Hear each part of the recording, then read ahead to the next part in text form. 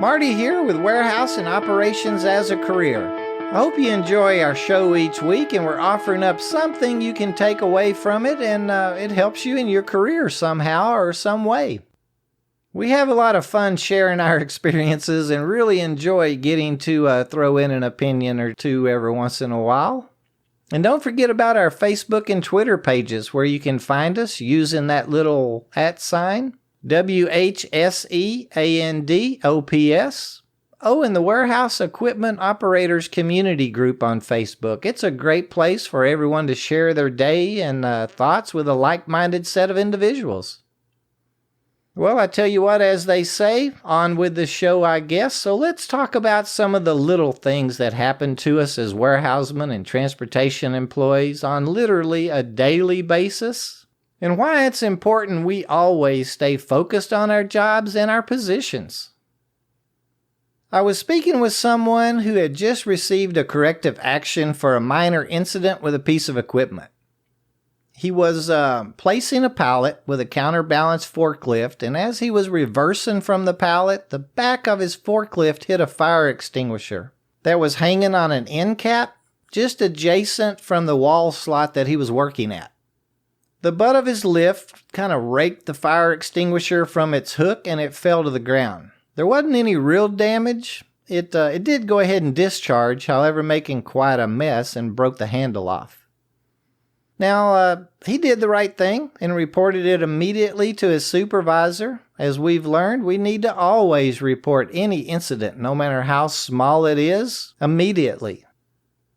Anyway, his manager understood, and she even helped him sweep up all the powder from the floor and kind of brush it off of the boxes that was around it. I think that's why he was so surprised about an hour later when she called him into the office and counseled him with a written warning. After leaving her office, he was really upset, and using his words, he said he was very confused now. Remember, guys and gals, a written warning is not a bad thing, and there's no reason to really get upset over one. None of us likes to hear that we've done anything wrong, but I've always tried, successfully most of the time, to think of it as a learning experience. If it's something worth writing down on paper, it's probably something that's important. In my experience, most corrective actions are really rooted or based on something we as the employee did. He did hit the fire extinguisher, causing it to discharge. After speaking with him, he agreed and understood. He said he was actually singing while he was backing up and just not paying attention. He kind of laughed that it happened because he worked around that bay something like 20 times a day.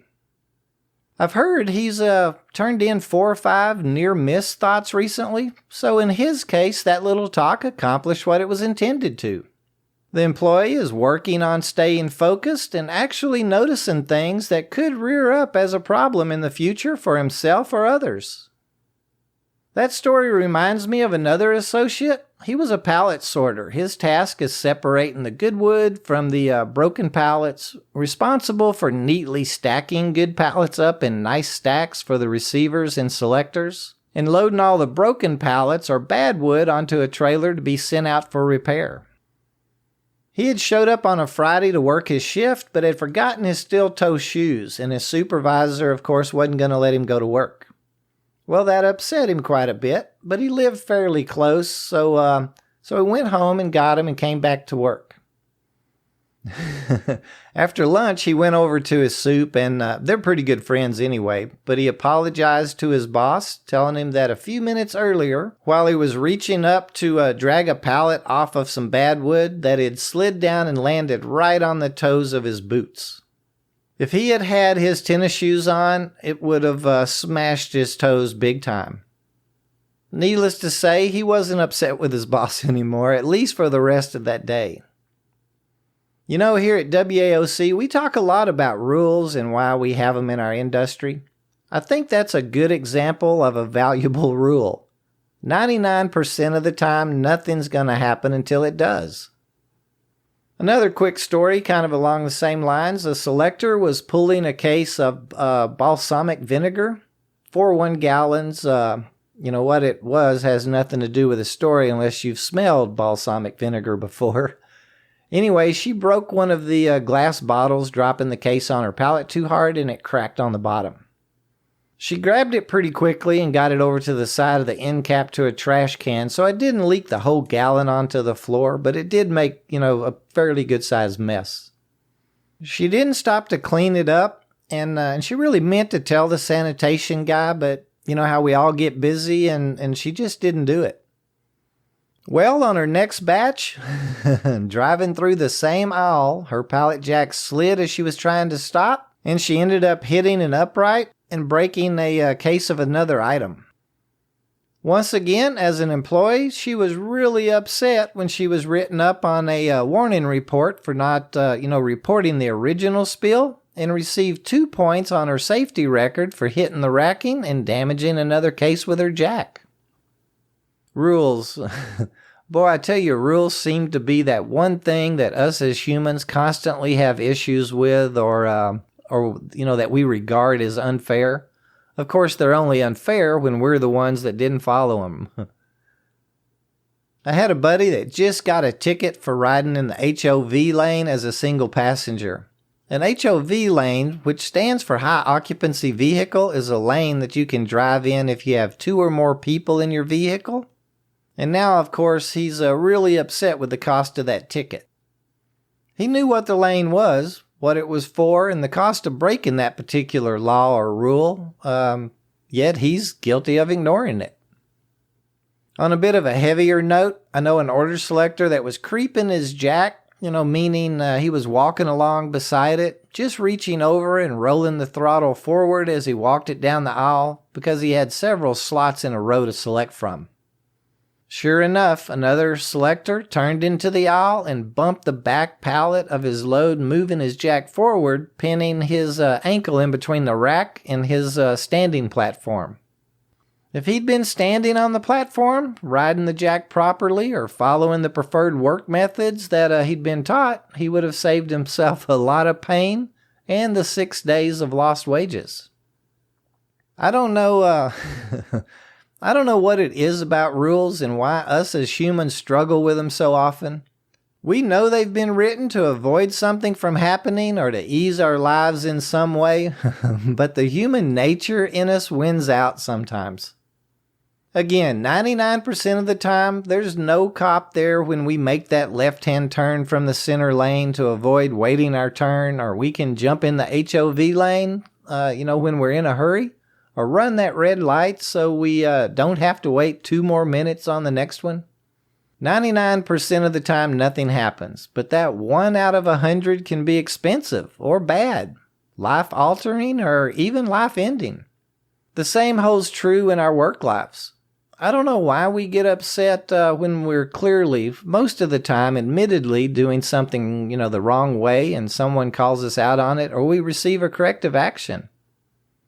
I hope we always receive the proper training, of course, for our jobs and that the rules, policies, and procedures have been explained to us, and that if we don't understand something or have questions, that we all raise our hands and speak up. I feel that's as much our responsibility as our management teams to make sure we know what to do and how to do it correctly. That being said, though, means that we accept the responsibility to follow those very rules, policies, and procedures, right? I assure you we'll be safer, advance more quickly in our careers, and be much happier employees ourselves. I have the opportunity to visit several companies each week and meet new employees and visit with different management teams. And another little thing that comes up, or what we as employees perceive as a little thing, is those pesky time clocks. It's another one of those tasks that are really our responsibility, but human nature kicks in every once in a while, and there we go again. It's so easy to get distracted when we're arriving to work or on our way to lunch, and it's super easy to forget to punch out at the end of our shifts. A very minor issue to us as employees, but it's honestly a big deal for our employers. First, there's laws and regulations that they have to follow and that they're responsible for recording. You would not believe how long it could take at some companies to get our forgotten punches corrected and taken care of. In many organizations, only a few people can even make adjustments to our times, and really, I guess that's the way that we'd want it. When we punch correctly, we get paid correctly. It's honestly as simple as that. I've seen people get upset and even quit their job because they were missing a few hours or a day's pay while admitting that they forgot to make that punch.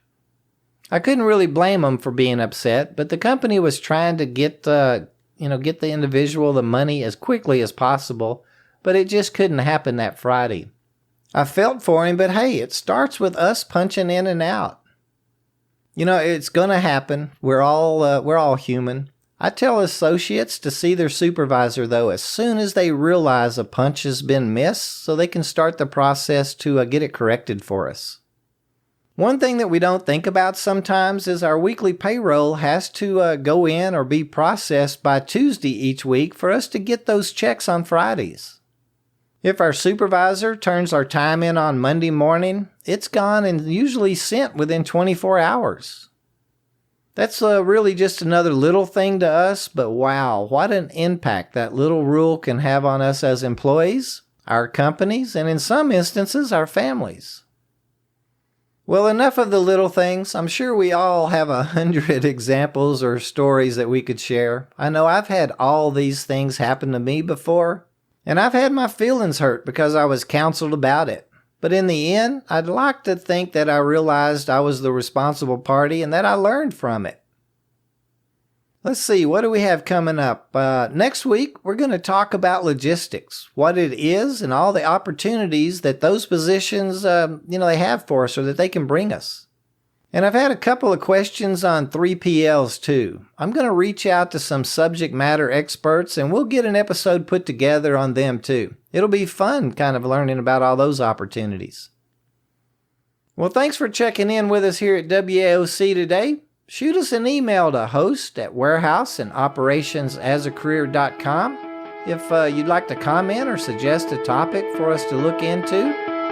Until next week, please think safe, and let's all take responsibility for the rules.